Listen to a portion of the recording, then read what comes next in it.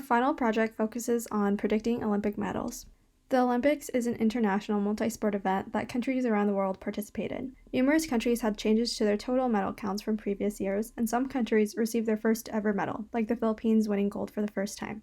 With the conclusion of the Tokyo Olympics, we were interested in predicting the medal counts per country and predicting if a country would receive any medals during the Olympics. The motivation behind this project is to 1. Better understand who wins, who doesn't, and 2. Understand the underlying global inequality that influences the game.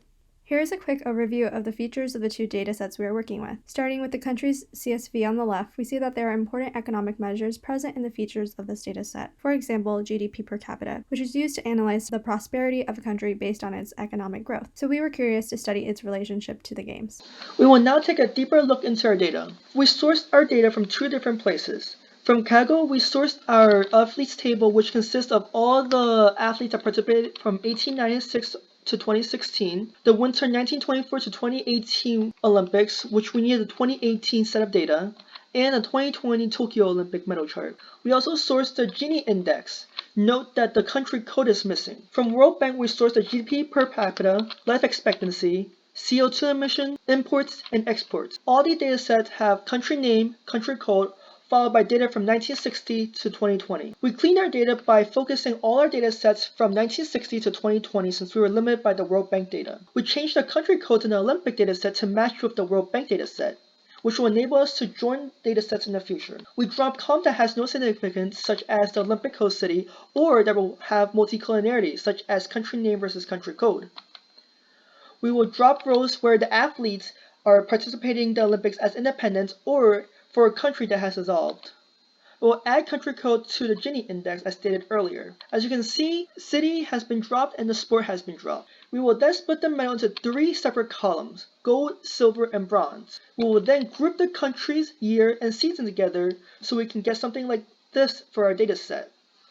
This will allow us to merge with our 2018 and 2020 Olympic data sets by concatenating the data sets together, and we can add all the countries that attend the Olympics as contestants with 0 medals. This will allow us to merge with our World Bank data sets by looping through each row of the Olympic countries, and we replace the mp.nan values with 0 and create a separate column that take a binary value if the mp.nan exists. And final, this is what our data set will look like. We will then perform a train test split where the train data will be from 1960 all the way to 2004, and for the test data to be from 2006 all the way to 2020. So for our models, we plan to run 2 different models, a linear and a cart, for our regression problem, and a cart and a random forest for our classification problem. The linear regression model gives us a sense of the predictive power of our economic and inequality-based variables by looking at the coefficients produced by the model. From this model, we learned that CO2 emissions is a very significant variable, while imports is not very predictive. The OSR squared of the linear model, including the significant variables, is 0.17.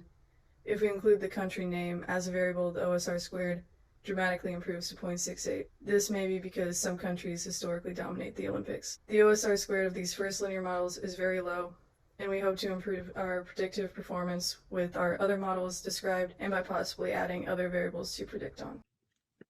Cart regression model is used to predict the number of gold, silver, and bronze medals gained by each country.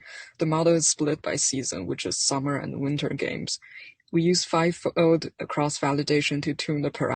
For card classification model, our main goal is to determine whether each country have a medal or not, regardless of the medal type. So our independent variable will be 0 or 1.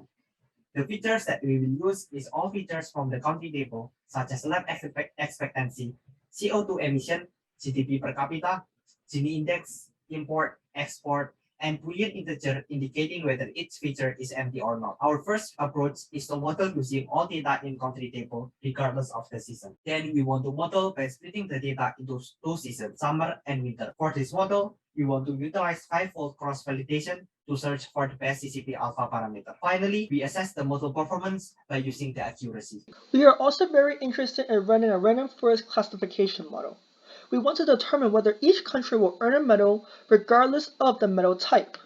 The idea behind using a random forest is having a model that will have a high accuracy regardless if it is interpretable.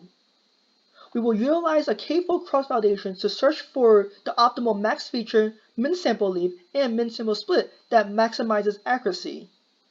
We will then assess the model's performance on the test set by looking at accuracy. Our models strive to understand the Olympics as an indicator of each nation's level of well-being, as we're trying to see how inequality and economic performance would affect the final game result. And aside from that, the number itself we're predicting might also be useful for things like sports betting, which is an area where people usually base their prediction from intuition or even past events. And by comparing the accuracies of different machine learning models, we're trying to give a more technical approach to it. And in the end, thank you for watching our presentation. Bye.